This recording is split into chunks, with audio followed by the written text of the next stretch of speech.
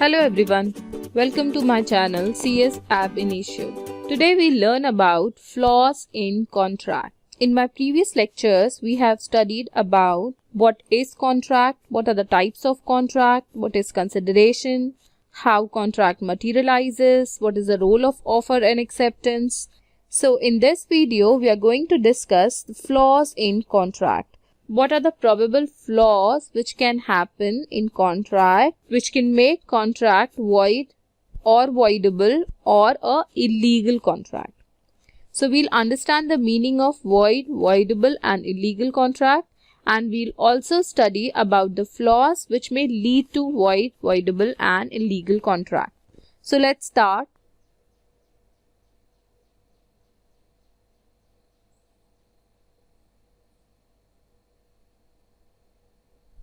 Flaws in contract. So basically there are three kinds of flaws which can happen in contract. Flaws in consent to contract, flaws in capability of parties entering into contract, and flaws in consideration.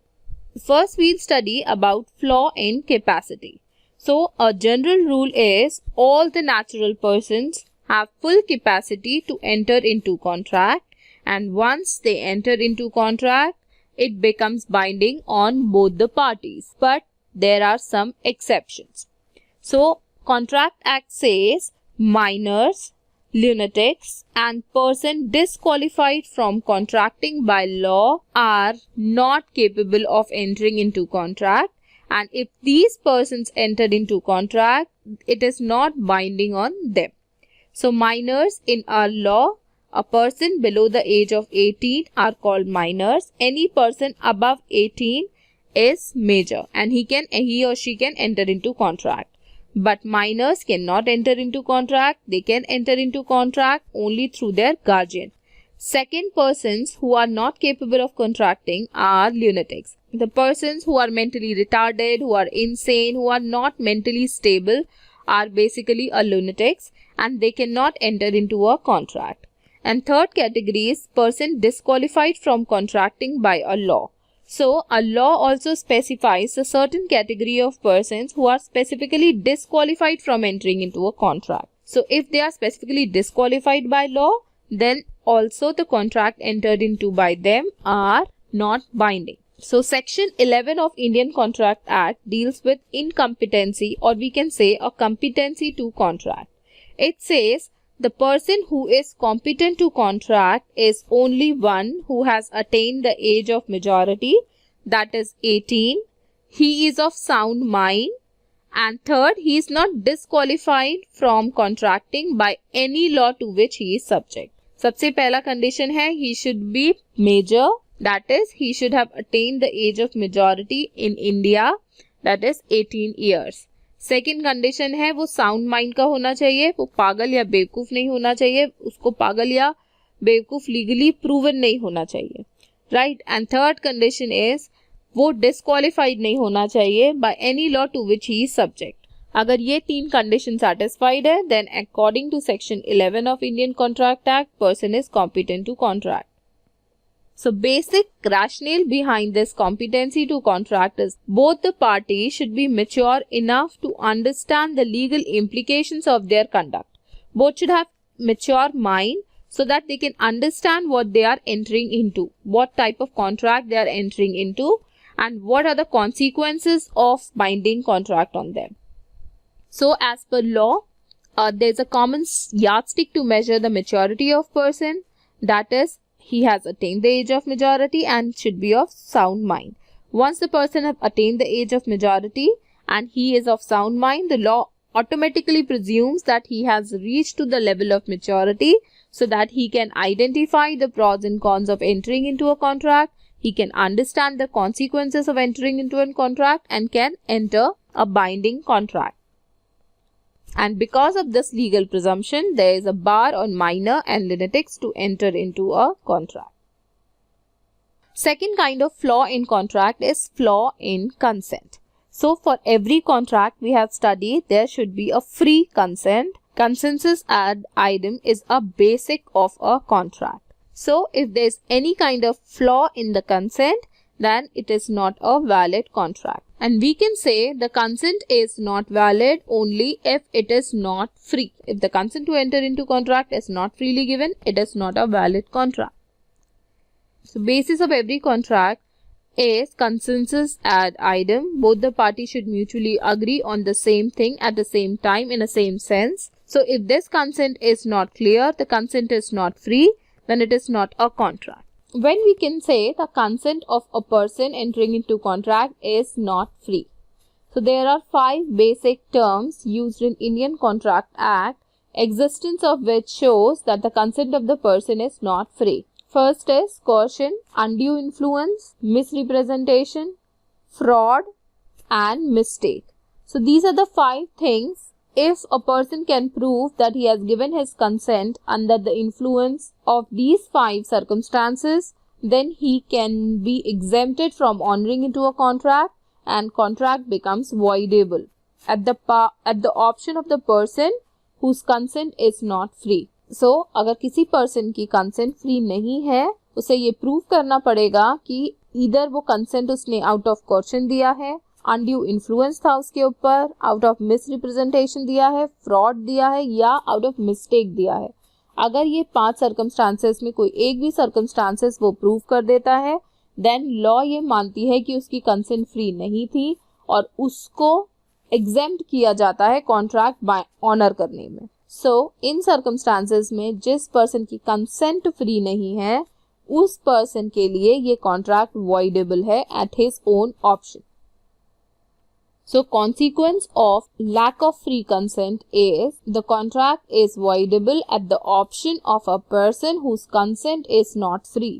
अगर 2 लोगों ने contract enter किया है और उसमें से एक person है जो ये प्रूव करता है कि उसकी कंसेंट फ्री नहीं है, तो वो पर्टिकुलर कॉन्ट्रैक्ट voidable है at the option of the person जिसकी कंसेंट फ्री नहीं थी.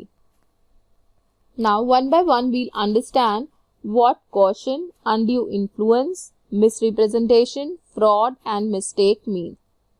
So section 15 of Indian Contract Act defines coercion. It says that committing or threatening to commit any act which is forbidden by Indian Penal Code is a condition of coercion. So a person is said to exercise coercion if he has committed any act which is banned by Indian Penal Code. Basically there are criminal acts which are not permitted under Indian Penal Code, or if a person has threatened other person to commit such act, then we can say that he has exercised coercion over other person. It also include unlawful detaining or threatening to detain the person or a property. अगर unlawful detain किया है किसी person को और उसको threaten किया है कि मैं आपको या आपकी property को unlawfully detain कर दूंगा, then also he has exercised coercion. ये 2 एक्टिविटीज क्वेश्चन में आती है, but very important condition to prove question is that ये जो काम है unlawful detaining of a person और belonging of a person to prejudice of that person या committing an act, criminal act, ये सारी चीजें तभी क्वेश्चन के कैटेगरी में आएगी जब ये एक्टिविटी परफॉर्म की हो अदर पर्सन को फोर्स करने के लिए. तो दूसरे पर्सन को अगर हमने इन सब एक्टिविटीज से फोर्स किया है कॉन्ट्रैक्ट साइन करने के लिए, तब इसे हम कोर्शन बोलेंगे. एग्जाम्पल, सपोज ए ने बी को पिस्टल की नोक पे बोला कि आप ये अग्रीमेंट साइन करो, एंड बी ने in order to save his life has sign that agreement. So इस सर्कमस्टांसेस में ए ने बी के ऊपर कोर्शन एक्सरसाइज किया है एंड बी की जो कंसेंट है इस कॉन्ट्रैक्ट में is not free. Let's see a case law relating to it. Ramchandra versus bank of Kolhapur. 2 लोगों के बीच में कॉन्ट्रैक्ट था और एक पर्सन ने दूसरे पर्सन को धमकी दी थी कि वो उसे प्रोसिक्यूट कर देगा. ठीक है, बट इस केस में कोर्ट ने ये हेल्ड किया कि क्वेश्चन प्रूव करने के लिए इट इज नेसेसरी दैट एक पर्सन ने दूसरे पर्सन को कोई क्रिमिनल एक्ट करने के लिए थ्रेट दिया हो और उस पर्सन ने उस थ्रेट के अंडर वो कॉन्ट्रैक्ट साइन किया हो. 2 लोगों के बीच में यहाँ पर पहले ही कॉन्ट्रैक्ट हो गया था एंड बाद में उनके बीच में लड़ाई हुई और पहले पर्सन ने दूसरे पर्सन को थ्रेट किया कि उसे प्रोसिक्यूट कर देगा. But this threat was not given to enter into an contract. Therefore court ने यहाँ पे ये हेल्ड किया कि it is not a coercion and both the parties are bind under the contract. अब हम देखते हैं अनड्यू इन्फ्लुएंस क्या होता है। Section 16 of Indian contract act defines an undue influence.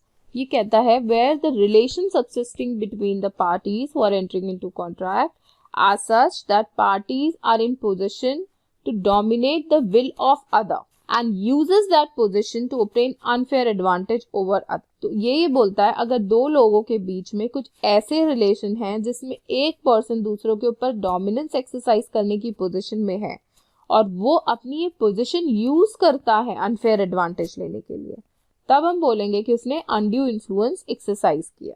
So element of undue influence, सबसे पहले दोनों में से एक पार्टी डोमिनेंट पोजीशन में होनी चाहिए एंड दूसरी चीज उस डोमिनेंट पार्टी को अपनी वो पोजीशन यूज करनी है to obtain an unfair advantage. तीसरा फ्लॉ है कंसेंट में मिस रिप्रेजेंटेशन और फ्रॉड। तो सबसे पहले हम देखेंगे फ्रॉड क्या होता है। Fraud is an untrue statement made knowingly और without belief in its truth और रेकलेसली और carelessly whether it is true और false with an intent to deceive other party। So fraud के केस में क्या होता है, एक पर्सन दूसरे पर्सन को कोई अनट्रू स्टेटमेंट देता है जानबूझ के या केयरलेसली कुछ अनट्रू स्टेटमेंट दे देता है जस्ट बिकॉज वो दूसरे पर्सन को इन्फ्लुएंस करना चाहता है कि वो कॉन्ट्रैक्ट साइन करे।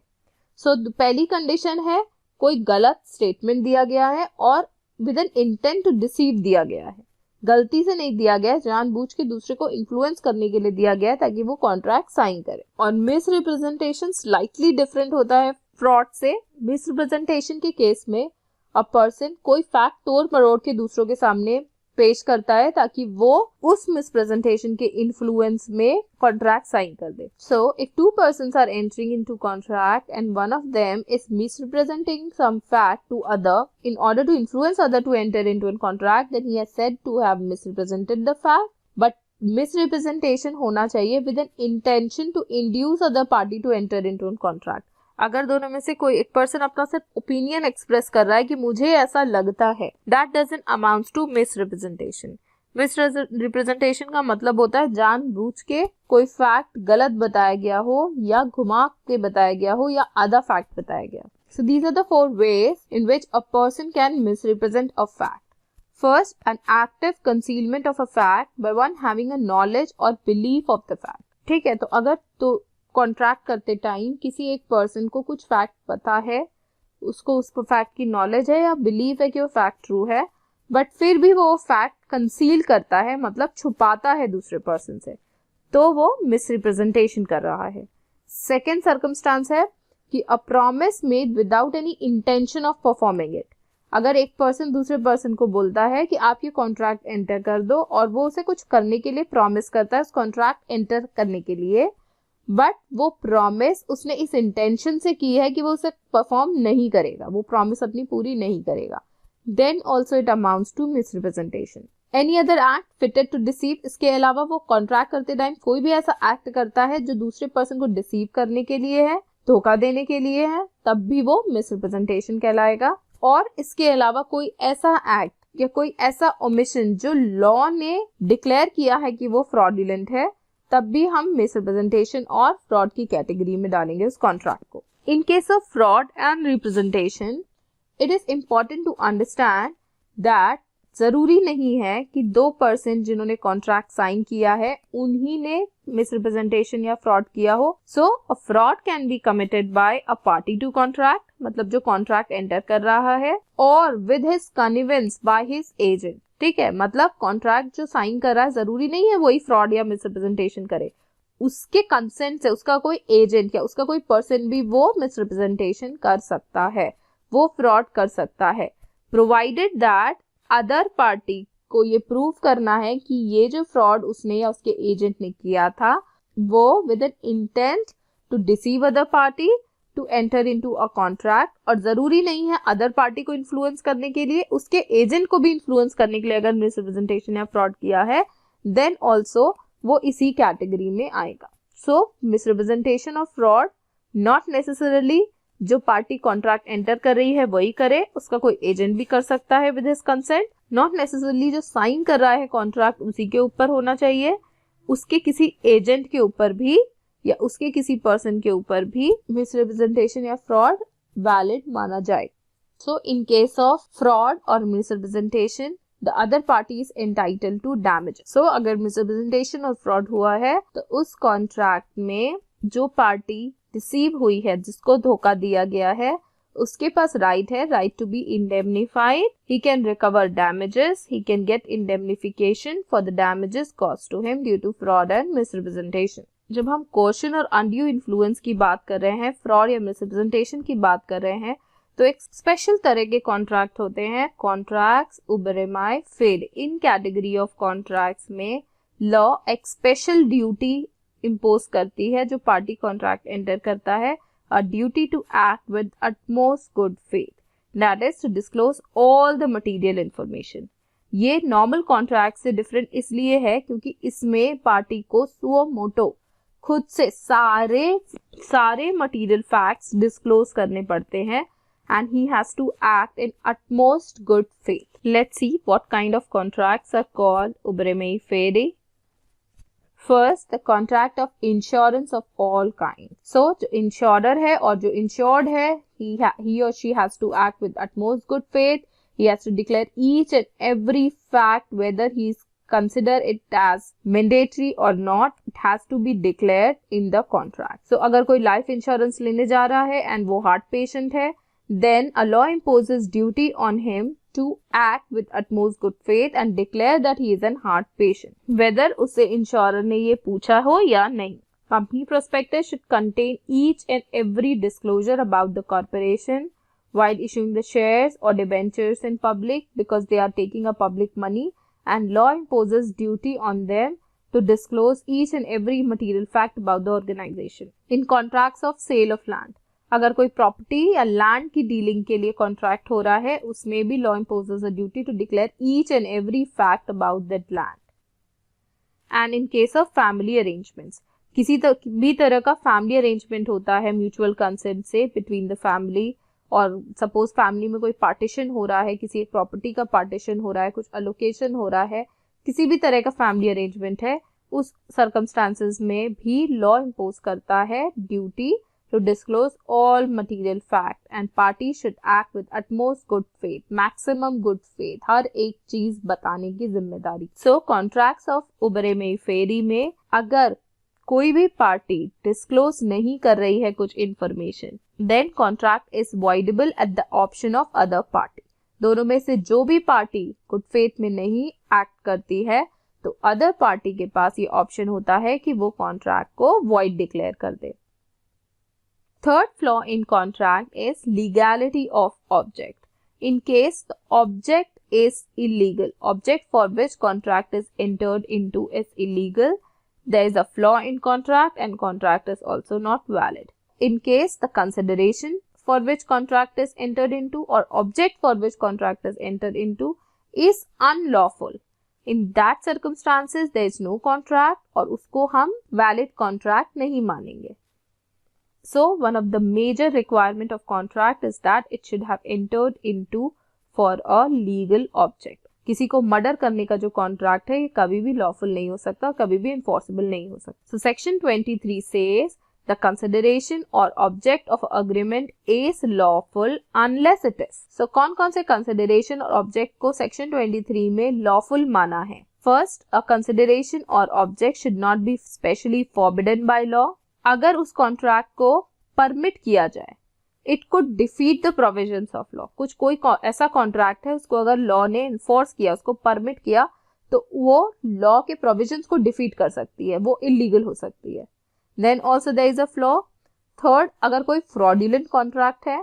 फोर्थ, अगर वो कॉन्ट्रैक्ट को एग्जीक्यूट करने से किसी दूसरे पर्सन को या उसकी प्रॉपर्टी को किसी भी तरह की इंजरी हो रही है, then also it is a unlawful contract. Suppose A और बी के बीच में ये कॉन्ट्रैक्ट होता है कि वो सी के लैंड में बुलडोजर चला देंगे. सी के लैंड में सी का घर बना हुआ है, वहां वो बुलडोजर चला देंगे. Then this contract is to cause a injury to a property of C, then it is an unlawful contract. And last thing is, if a court consider a object or consideration as immoral or opposed to public policy, then also it can be held as unlawful contract or agreement. the agreement of which object or consideration is unlawful. It is not a contract at all. It is void and it is void ab initio. मतलब वो contract कभी exist ही नहीं करता था, वो from the beginning void था. So let's recapitulate the flaw in contract. First, there can be a flaw in capability of person enter into a contract. Minor, a person who is lunatic and person who is specifically disqualified from entering into a contract. Second category is flaw in consent. अगर caution है, undue influence है, misrepresentation है, fraud है या mistake है, तब भी contract voidable हो जाएगा at the option of the person जिसके against ये सारी चीजें exercise की गई है. Third flaw in contract है illegality of object or consideration. In case of illegality and object of consideration, the contract is unlawful, and in case it is unlawful, it's not a contract at all. It is void ab initio. So this was all about flaws in contract. For more lectures on Indian Contract Act, stay tuned to my channel CS ab initio. Thank you so much.